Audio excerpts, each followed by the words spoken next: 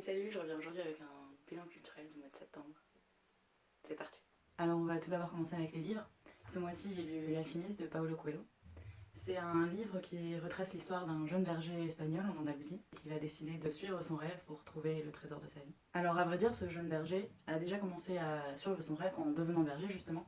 Il était fils de paysan et a toujours voulu voyager. Son père lui a donc dit: pour voyager de manière assez simple, tu peux devenir berger, ainsi tu voyageras dans toute l'Andalousie. Et c'est ce qu'il a pu faire en visitant plein de villes différentes et en apprenant énormément. Suite à ça, il va faire un rêve 2 fois de suite. Il va donc aller voir une voyante qui pourra lui expliquer pourquoi il a fait ces 2 rêves. Et donc la réponse a été de suivre son rêve. C'est donc ce qu'il a fait, et ensuite sur son chemin, il a pu rencontrer d'autres personnes l'aidant à trouver son rêve. Alors comme je l'ai dit, il avait envie de voyager, et pour répondre aux rêves qu'il avait pu faire 2 fois de suite, il est parti au Maroc, puis ensuite il est allé jusque dans le désert pour trouver son trésor final. Sur le chemin, comme je l'ai dit, il a pu rencontrer des gens qui l'aidaient, mais aussi il a pu rencontrer des gens qui l'aimaient. Et tout le livre retrace donc son chemin, en nous expliquant comment il a fait pour trouver son trésor. Sa manière de procéder principale était par l'instinct, en écoutant la nature, en s'écoutant soi-même, en écoutant son cœur, et en étant complètement alerte et franc avec soi-même. C'est pour ça que ce livre a été énormément apprécié et considéré un petit peu comme un livre de motivation pour nous-mêmes pouvoir trouver le chemin qui nous amènerait vers notre rêve et pour pouvoir croire en soi. J'ai trouvé que ce livre était vraiment très bien fait, car justement il prenait l'exemple fictionnel d'une personne. On pouvait vraiment s'attacher à lui et se voir en lui, mais aussi se voir en d'autres personnages qui peut-être pourraient nous représenter plus selon comment on est. Par exemple, il va rencontrer un apprenti alchimiste, et justement cet apprenti sera tout le contraire de lui. Donc l'espagnol, il est très ouvert aux autres, à ce qui se passe, il est vraiment à l'écoute, tant de son environnement que de lui-même, comme j'ai pu le dire. Et cet apprenti alchimiste, lui, est plus dans la réflexion, l'introspection et la recherche. Et justement, il lui manque toute cette approche plus sensorielle. Ce qui fait que selon comment on est, on peut réellement se voir dans l'un ou dans l'autre des personnages. J'ai vraiment beaucoup aimé ce livre, j'ai trouvé qu'il était très motivant et très fort et appréciable. J'ai souvenir de certains passages qui vraiment m'ont marqué. Des passages principalement sur écouter ses peurs, écouter son cœur, ce qu'il nous disait, toutes les sensations qu'on pouvait avoir. Donc bon, j'ai vraiment beaucoup aimé ce livre et peut-être que je le relirai. Sinon, je l'ai lu en PDF sur internet, il est disponible donc gratuitement, peut-être de manière un peu illégale, je ne sais pas. C'était exactement la même édition que celle-ci, donc tant mieux pour moi. On va passer au second livre que j'ai lu ce mois-ci, c'est La Conjuration de Philippe Basset. Alors là, je vais t'expliquer un petit peu d'abord ce qu'on m'avait dit de l'histoire.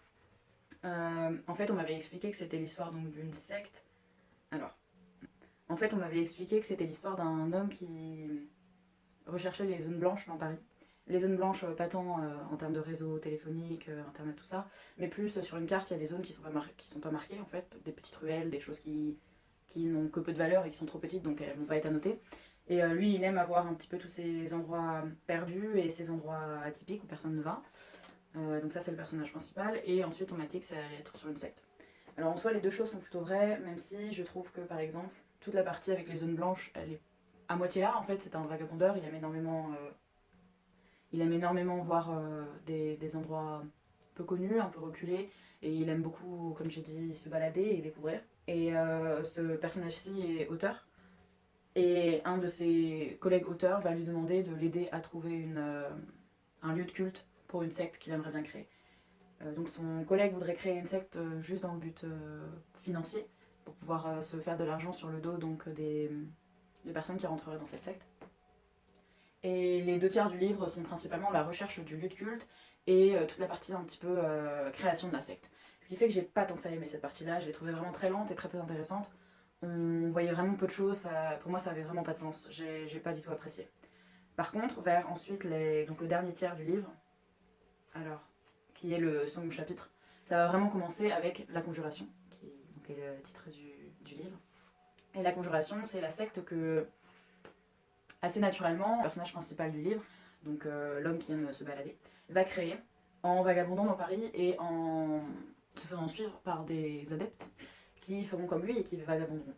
La secte n'est pas du tout dans un but financier, elle est juste dans un but de devenir vraiment conjurée et de devenir une âme errante, de devenir comme une sorte de fantôme qui se balade, un passant qu'on ne voit pas, un spectateur des passants presque. Une personne invisible qui a perdu toute son individualité pour pouvoir observer les autres. J'ai trouvé ça assez intéressant cette partie-ci, réellement je trouvais que ça avait un côté un petit peu j'aurais envie de dire morbide parce que c'est un peu ça que ça m'a fait ressentir, quelque chose un peu bizarre, une sorte de curiosité malsaine et quelque chose vraiment, une déshumanisation, une perte totale de son individualité que j'ai trouvé vraiment très bizarre, mais en même temps je la comprenais. Ce qui fait que la toute fin du livre, je l'ai vraiment appréciée et j'ai vraiment été tenue en haleine. Par contre, les deux premiers tiers étaient assez longs pour moi, donc bon, j'ai pas passé un super bon moment en lisant ce livre. Maintenant, on va passer au film que j'ai pu voir ce mois-ci.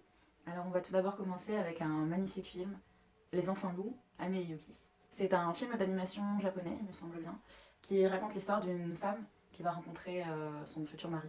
Ce futur mari-ci s'avère être un homme loup. De cet amour va naître deux enfants qui eux aussi vont être des enfants loups. Malheureusement, le mari va mourir et donc la femme va devoir s'occuper toute seule de ses enfants sans vraiment savoir comment faire car ils sont mi-homme mi-loup donc elle ne sait pas vraiment comment gérer tout ça. Ils peuvent en fait se transformer en loup. Le problème c'est comme ils sont assez enfants, ils savent pas très bien le gérer donc elle va décider de partir assez loin des gens et partir à la campagne là où elle pourra avoir aussi un terrain bien plus grand. Toute l'histoire, en fait, nous montre le cheminement de ces deux enfants qui vont devoir choisir entre devenir des humains ou devenir des loups. Et ce film prend toute sa beauté de la mère, je trouve, qui est très ouverte et aimante et qui souhaite réellement que ses enfants puissent choisir le chemin qu'ils veulent. Elle est juste là en accompagnatrice pour les aider dans leur cheminement. Tous les personnages sont vraiment super attachants, super tendres et réellement touchants. Ce qui fait que tu lâches ta petite larme, clairement. Et je pense aussi que c'est assez intéressant par rapport à nous-mêmes pour voir aussi le chemin qu'on pourra choisir dans la vie. Malgré les obstacles, de réussir à être franc avec nous-mêmes et avec ce qu'on est vraiment profondément. Ce qui fait que ce film est magnifique. Ensuite, j'ai regardé Avant toi, Me Before You, qui est un film romantique qui raconte l'histoire d'un homme riche qui, suite à un accident, va devenir tétraplégique. Avant son accident, il aimait énormément faire des sports extrêmes, vivre à 100 à l'heure et faire énormément de choses avec son corps. Ce qui fait que suite à cet accident, il va avoir l'envie d'avoir recours à l'euthanasie, chose que sa mère ne peut pas accepter. Elle va donc décider d'employer une personne qui aura comme rôle, si on peut dire, de lui faire réaimer la vie. Et c'est le rôle donc d'Emilia Clarke, qui dans le film d'ailleurs s'appelle quelque chose Clarke, donc bon, soit. Et donc tu l'auras compris, de ce travail-ci va germer de l'amour. C'est un film que j'ai trouvé assez beau dans toute la petite partie un petit peu flirt et tout ça, où on voit qu'elle arrive à lui faire prendre goût à la vie, qu'ils arrivent à faire d'énormes choses ensemble. C'est aussi un film qui, je trouve, prend tout son appui sur Emilia Clarke, qui a vraiment une petite tête de chien battu adorable. En plus, elle a une personnalité vraiment toute mignonne, une manière de s'habiller qui est super, super chou. Néanmoins, c'est un film qui est assez bizarre, je trouve. Du moins, la fin est assez bizarre. En fait, pendant tout le film, je me disais, mais il peut faire tellement, pourquoi est-ce qu'il a envie de mourir et tout ça. Au final, bon, tu comprends que il y a pas mal de moments où il souffre, où il doit aller à l'hôpital, donc c'est assez dur pour lui. Mais c'est vrai que c'est toujours un petit peu... D'un côté, tu es pour leur amour et tu es pour sa vie. Et en même temps, bon, bah, il fait le choix qu'il voudra à la fin, donc bon. Ça m'a un peu frustrée, je t'avouerai, même si j'aime plutôt pas mal les fins qui sont pas tant que ça dans le happy ending. Mais j'ai trouvé ça assez bizarre. Et je crois pas que ce soit un film qui mérite tant que ça d'être vu. Après, c'est assez court, donc soit, mais bon. Ça vient d'un livre, peut-être que le livre est bien mieux, je sais pas du tout, je l'ai pas lu. Si jamais c'est ton cas, n'hésite pas à me le dire. Après, on va continuer avec le dernier film qui est Her. Alors là, encore une fois, je vais t'expliquer un petit peu comment on m'avait vendu le film. On m'avait dit que c'était un homme veuf qui allait utiliser une intelligence artificielle telle que Siri pour pouvoir lui parler et que cette intelligence artificielle allait avoir la voix de sa femme, donc il allait tomber amoureux d'elle. En fait, c'est pas du tout ça, donc je sais pas du tout pourquoi on m'a dit ça, mais bon. En fait, c'est l'histoire d'un homme qui est divorcé de sa femme, enfin qui est en instance de divorce, et qui va payer pour pouvoir parler avec une intelligence artificielle type Siri, et de fil en aiguille, ils vont tomber amoureux. Quand je dis ils vont, c'est tant l'homme que l'intelligence artificielle. Et donc justement, ça parle de l'amour qui pourrait naître entre un robot et un humain. C'est un film qui est réellement intéressant dans son histoire, et qui en plus est plutôt assez bien fait, c'est dans une sorte de futur plus ou moins proche. L'ambiance est vraiment super intéressante, toutes les couleurs sont très très belles. Et ça nous questionne aussi sur notre relation avec les intelligences artificielles. Et ça nous rappelle aussi ce qu'est une intelligence artificielle. C'est un film que j'ai plutôt bien aimé, même si j'étais déçue parce que je croyais que ça allait parler de quelque chose et au final non, donc j'étais un petit peu j'étais un petit peu déconcentrée pendant le film. D'autant plus que la voix dans la version originale est celle de Scarlett Johansson. Donc bon, j'avais plus tendance à écouter sa voix que ce qu'elle disait. C'était peut-être pas le but premier. Mais voilà, c'était réellement un film... Je sais toujours pas quoi en penser, j'arrive pas à avoir assez de recul sur lui. Je l'ai trouvé intriguant. On va ensuite passer au podcast. C'est réellement un format que j'adore écouter parce que justement tu peux l'écouter tout en faisant autre chose, donc je trouve que c'est plutôt pas mal. Pendant ce mois de septembre, je suis partie en Espagne au début du mois. Les bonheurs d'être étudiant. Et j'ai écouté sur mon petit transat À bientôt de te revoir, qui est un podcast de Sophie-Marie Larouille où elle invite quelqu'un pour parler de tout et n'importe quoi. Sophie-Marie Larouille est vraiment une personne qui a un cerveau incompréhensible. Je pense qu'on sait pas à quoi s'attendre avec elle. Elle a tendance à amener à des sujets assez incongrus, ce qui fait que c'est très divertissant. J'ai écouté le podcast avec Cyrus North et Jérôme Niel, et réellement c'était très très très rafraîchissant. Je crois que si t'as juste envie de passer un bon moment relax et drôle, il faut que t'écoutes À bientôt de te revoir. Ensuite j'ai écouté Les couilles sur la table, qui cette fois-ci est un podcast bien plus sérieux. En fait, Les couilles sur la table, c'est une femme qui va décider d'inviter des hommes, ou pas obligatoirement, pour parler de sujets relatifs aux hommes. C'est un podcast féministe, mais qui prend parti des problèmes que pourraient avoir les hommes face au sexisme. Donc on va voir dans ce podcast par exemple le fait d'être un homme noir, le fait d'être un homme et de voir une grossesse non voulue. Elle donne réellement la parole aux hommes et d'autant plus à des hommes qui assez souvent sont des hommes qui sont par exemple sociologues, qui s'intéressent à ces sujets-ci et qui ont pu vivre aussi, faire l'expérience du fait d'être un homme et d'être jugé par rapport à ça. C'est un podcast que je trouve réellement super intéressant. Je t'avouerai qu'il y avait un podcast sur justement la grossesse non voulue, non désirée.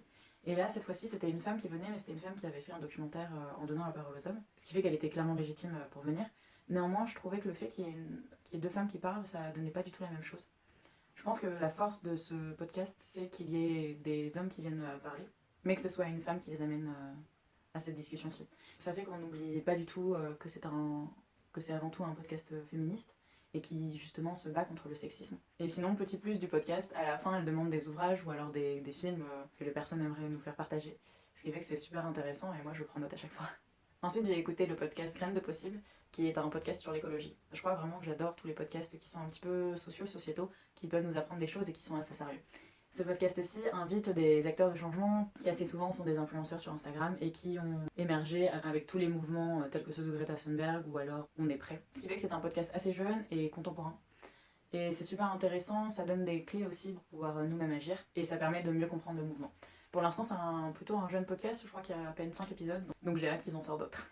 Ensuite j'ai écouté Kif Taras, qui est un podcast de Grassley et Rokhaya Diallo, qui vont inviter une personne tiers pour pouvoir parler de racisme. À chaque fois, cette personne tiers nous donnera son expérience ou bien ses études pour pouvoir mieux comprendre le racisme et ce que les personnes qui sont racisées vivent.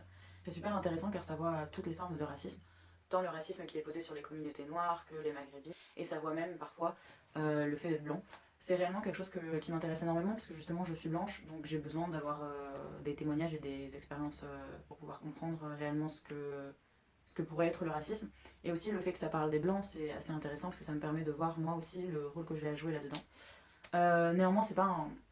Enfin, du moins de mon ressenti, c'est pas un podcast qui va te faire culpabiliser ou te faire sentir mal. Je trouve que c'est fait avec une sorte de légèreté et de finesse qui fait que c'est super agréable d'écouter ce podcast aussi. Personnellement, je l'écoutais pendant que j'étais en train de dessiner et c'était des plus agréables. On va maintenant passer aux expositions. Comme je te l'ai dit, je suis partie en Espagne ce mois-ci, je suis allée à Malaga et là-bas j'ai pu aller à l'exposition de Banksy, The Art of Protest. C'était une exposition qui présentait certaines de ses œuvres en sérigraphie et aussi qui nous montrait quelques vidéos telles que des extraits du film. Alors je sais plus exactement le nom, je pense que je vais te le mettre là, il me semble que c'est Mr. Brainwashing, quelque chose comme ça, qui est un film dans lequel apparaît Banksy et dans lequel on retrace un petit peu aussi son parcours. Alors Banksy, si tu connais pas, c'est un street artiste londonien qui principalement fait des œuvres engagées et qui est aussi très connu pour son rat, en fait, il se représente tel un rat qui justement est dans la rue mais de manière assez illicite et non voulue, tel un street artiste. Alors l'exposition en elle-même était plutôt intéressante. Après, c'était assez court et je pense que faire une exposition sur un street artiste, c'est toujours un petit peu compliqué parce que c'est des personnes qui justement sont faites pour être dans l'espace public et non entre quatre murs. Donc c'est assez dur de faire une bonne exposition. C'était plutôt intéressant parce que ça présentait pas mal d'œuvres, dont certaines que je connaissais pas, et ça expliquait aussi un petit peu tout l'aspect engagé de Banksy. Il a par exemple fait énormément de tags contre la guerre, pour la liberté, contre aussi le contrôle que pouvaient exercer les États de par exemple les caméras de surveillance et tout ça. C'était assez intéressant, mais je pense vraiment qu'une exposition sur un street artist est assez compliqué. Après, j'avais souvenir d'être allée à Grenoble et d'avoir vu, c'était pendant l'Art Fest, quelque chose comme ça, d'avoir vu une exposition sur le street artist qui fait Obey, Giant Obey, je me souviens plus trop de son nom. Cette fois-ci, c'était assez intéressant car il y avait énormément beaucoup d'œuvres, donc vraiment c'était bien et en plus c'était gratuit. Je pense que quand tu payes pour voir au final que quelques œuvres qui sont entre guillemets des reproductions, c'est une sérigraphie donc c'est de l'original, mais voilà, bon, ça donne pas vraiment la même chose. Donc bon. Après, encore une fois, à Malaga, je suis allée au Centre Pompidou. Alors, si tu connais pas le Centre Pompidou, c'est un musée contemporain qui existe à Paris, à Beaubourg. Et maintenant, ils ont aussi une antenne à Malaga. Donc, c'est super. J'ai pu visiter ce musée en plus avec une visite guidée, donc ça rendait vraiment la chose encore plus intéressante. Néanmoins, c'est un assez petit musée, donc je sais pas trop quoi te dire. Après, je sais qu'ils avaient une partie aussi avec une exposition sur un artiste que je ne connaissais pas et dont je me souviens plus du nom. Et cette fois-ci, on n'avait pas recours à la visite guidée, ce qui fait que ça donnait pas du tout la même chose. Et je pense que pour un musée contemporain, ou même un musée en règle générale, avoir des explications est réellement super important, sinon tu comprends pas en fait.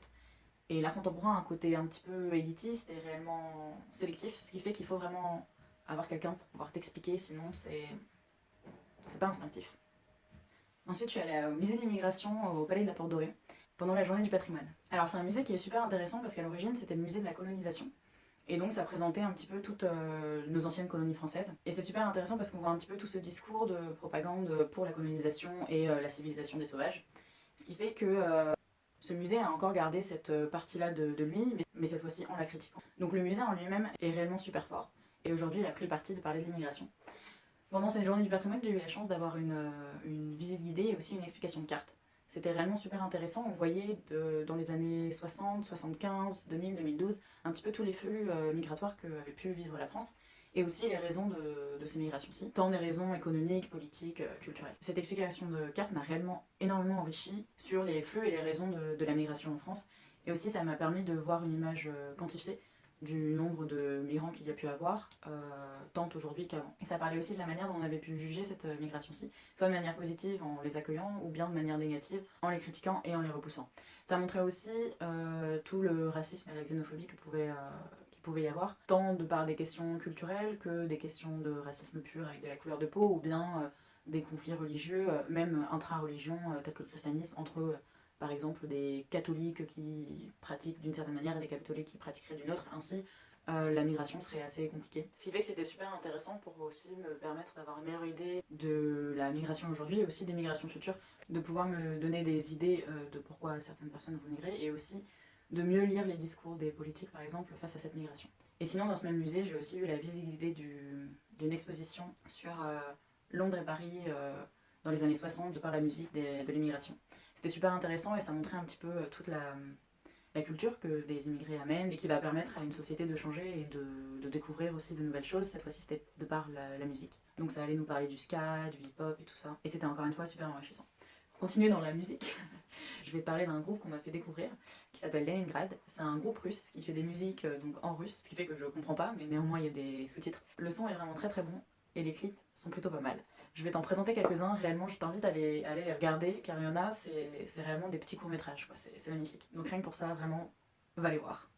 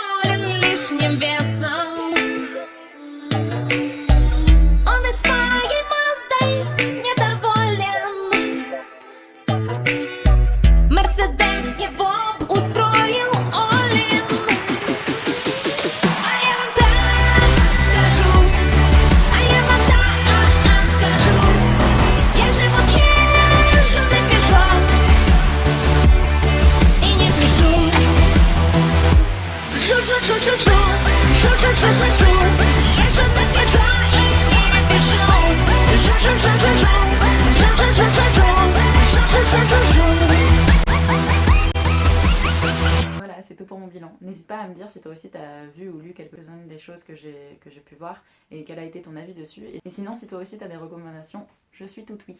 Voilà, je te souhaite une bonne journée ou alors une bonne fin de journée. Puis je te fais des bisous. Bisous!